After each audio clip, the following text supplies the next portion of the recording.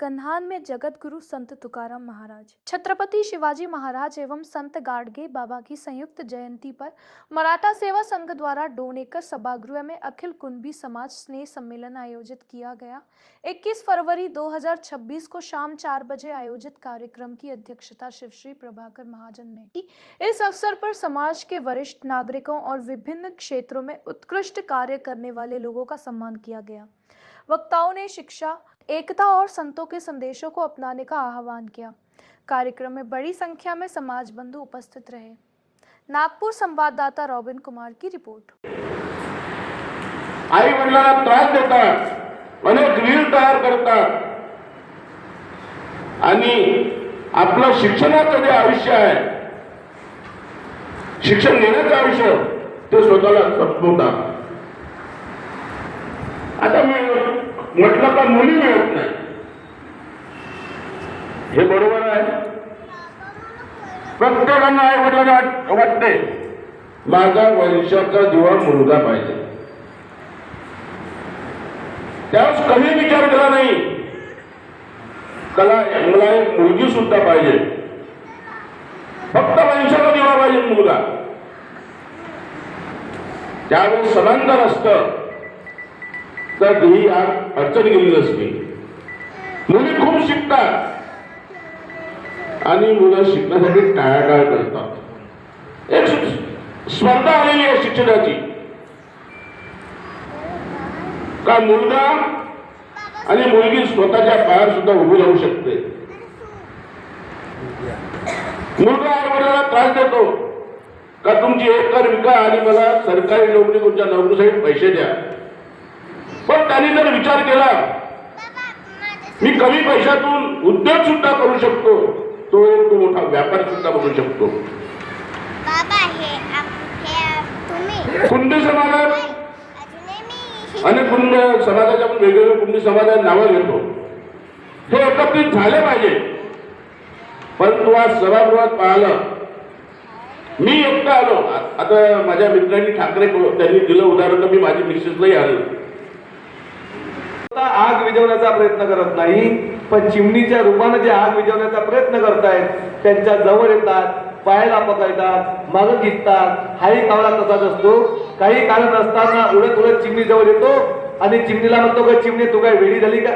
मी मगांपासून बघतोय एवढ्या मोठ्या प्रमाणात जंगलाला आग लागली आहे आणि एवढ्या मोठ्या जंगलातील आग तुझ्या इवल्याच्या त्वचेमधल्या पाण्याला थोडी ना विकणार आहे। पण कावळ्याच्या प्रश्नाला चिमणीने दिलेलं उत्तर एवढं मार्मिक आहे। हे उत्तर जर तुम्ही आजच्या कार्यक्रमातून समजू शकलात तर मराठा सेवा संघ करांची तळमळ नेमकी काय, का अखिल कुणबी समाज स्नेह मेळावा या ठिकाणी आयोजित केला, याचं उत्तर देणारे उत्तर आहे।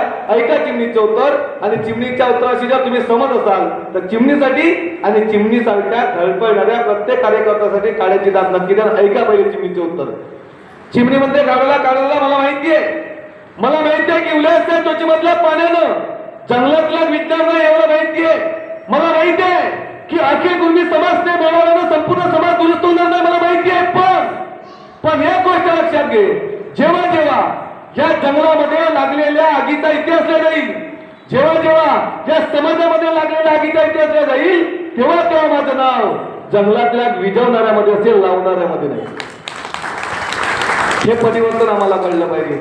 जेव्हा कधी समाजाचा इतिहास लिहिला जाईल ना, तेव्हा आमचं नाव समाजामध्ये फूट पाडणाऱ्यामध्ये नाही, तर समाजाला जोडून देणाऱ्यामध्ये, समाजाचं उत्थान करणाऱ्यामध्ये असलं पाहिजे। आणि ही शिकवण महापुरुषांची आहे आणि ती शिकवण मराठा सेवा संघ कन्हान आपल्या अथक प्रयत्नातनं साध्य करण्याचा प्रयत्न करत आहे।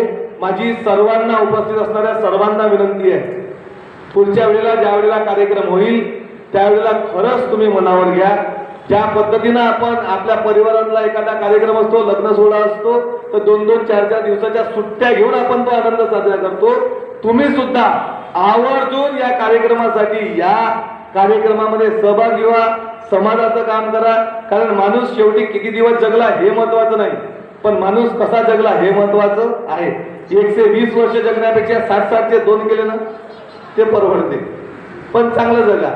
शेवटी माणसाच्या हातात काय म्हणतात, काही लोकांना घमंड खूप आहे, माझ्याकडे पैसा आहे, लोक येतील तेव्हा जाईल।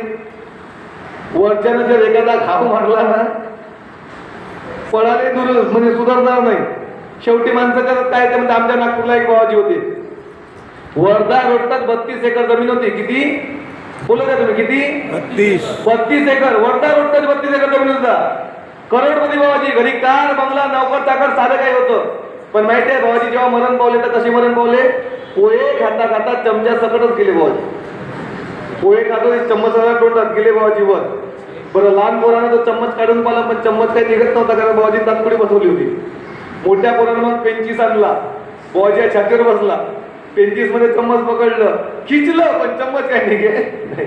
मग पोरांले बाबाजीला तसंच पकडलं चमच्या सकट जाऊन घाटावर नेलं आणि चमच्या सकट जाळलं.